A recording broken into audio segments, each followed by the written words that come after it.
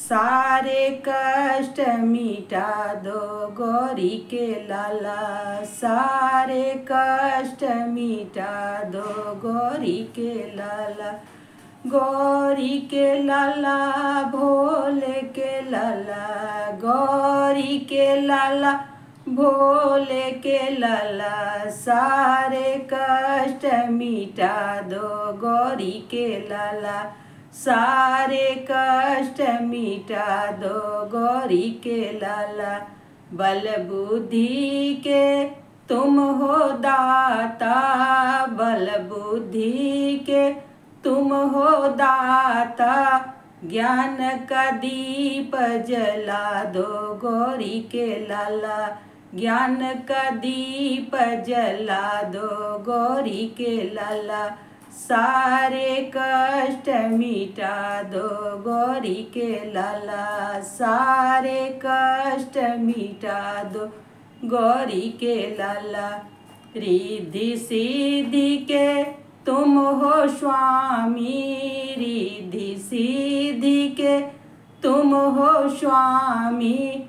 शुभ लाभ दरस करा दो गौरी के लाला।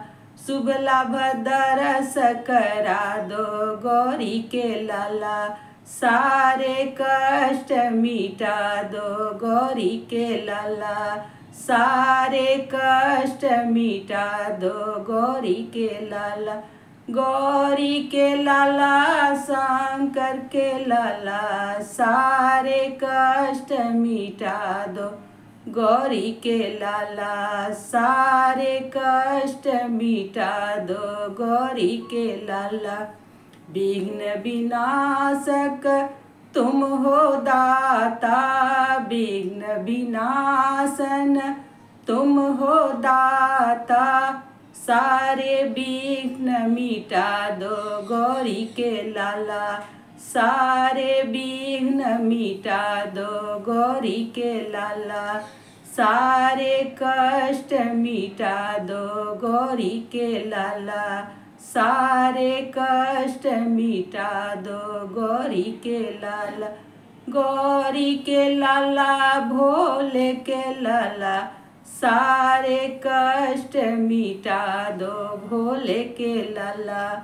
सारे कष्ट मिटा दो भोले के लाला।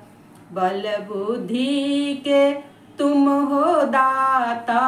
बल बुद्धि के तुम हो दाता। ज्ञान का दीप जला दो गौरी के लाला। ज्ञान का दीप जला दो गौरी के लाला। सारे कष्ट मिटा दो गौरी के लाला। सारे कष्ट मिटा दो गौरी के लाला।